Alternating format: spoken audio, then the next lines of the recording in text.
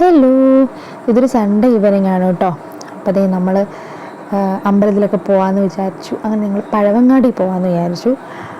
പഴവങ്ങാടി ഞങ്ങൾ കുറേ നാളായിട്ട് പോകണം എന്ന് വിചാരിക്കും. അടുത്ത് കിടന്നിട്ട് പോകാൻ പറ്റൂല കേട്ടോ.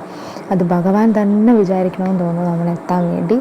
അങ്ങനെ ഞങ്ങൾ എന്തായാലും പോകാനായിട്ട് ഇറങ്ങി. ഇതാണ് കേട്ടോ അമ്പലം. സൺഡേ ആയതുകൊണ്ട് നല്ല തിരക്കാണ്. പിന്നെ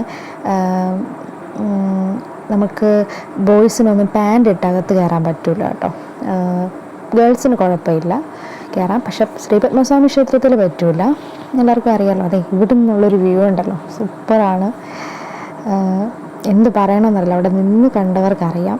നല്ല ഒരു സമാധാനമാണ് കേട്ടോ നമുക്ക് അവിടെ നിൽക്കുമ്പോൾ. അങ്ങനെ ഞങ്ങൾ കയറിയില്ല. ഞങ്ങൾ പിന്നെ അവിടെ നിന്നു.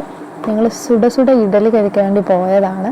പിന്നെ തിരക്കായതുകൊണ്ട് നമ്മൾ ട്രിവാൻഡ്രത്തുള്ളവർക്കറിയാം നമ്മുടെ അരുൾ ജ്യോതി. അവിടെ സൂപ്പറാണ് കേട്ടോ. ഞാൻ കുറേ പ്രാവശ്യം കയറി അവിടുന്ന് മസാല ദോശ കഴിച്ചിട്ടുണ്ട്. സൂപ്പർ ടേസ്റ്റാണ്. എനിക്ക് മസാല ദോശ അധികം ഇഷ്ടമില്ല, പക്ഷെ എനിക്ക് അവിടുത്തെ മസാല ദോശ ഭയങ്കര ഇഷ്ടമാണ്. അപ്പം ഞാൻ ഇന്ന് കഴിച്ചത് ചില്ലി ഇഡ്ഡലിയാണ് കേട്ടോ. എനിക്കതിൻ്റെ ടേസ്റ്റ് ഒന്നും അറിയണമായിരുന്നു. ഇതാണ് കേട്ടോ ചില്ലി ഇഡ്ഡലി. സൂപ്പറാട്ടോ. പക്ഷെ നമുക്ക് വയറത്രയ്ക്ക് നിറയില്ല, എന്നാലും നല്ല ടേസ്റ്റാണ്. സലാഡും കൂട്ടി കഴിക്കാൻ വേണ്ടി സൂപ്പറാണ്. അഭിയേട്ടൻ ഓർഡർ ചെയ്തത് ചന ഭട്ടൂരയാണ് കേട്ടോ. അപ്പം അങ്ങനെയാണെന്ന് തോന്നുന്നു. അപ്പോൾ അത് നോർത്ത് ഇന്ത്യ ഫുഡാണേ. അപ്പം എനിക്കത് വലിയ ഇതില്ല. മോൻ വന്നിട്ട് മസാല ദോശ മതി എന്നൊക്കെ പറഞ്ഞു.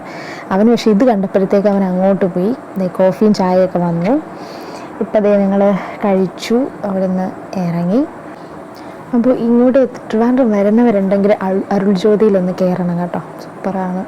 ഫുൾ വെജാണ് കേട്ടോ, പക്ഷെ നല്ല ടേസ്റ്റാണ്. അവിടുത്തെ ദോശയും ഇഡ്ഡലിയും എല്ലാം. ഓക്കെ, അപ്പോൾ ഇതൊരു ചെറിയൊരു വ്ളോഗാണ്.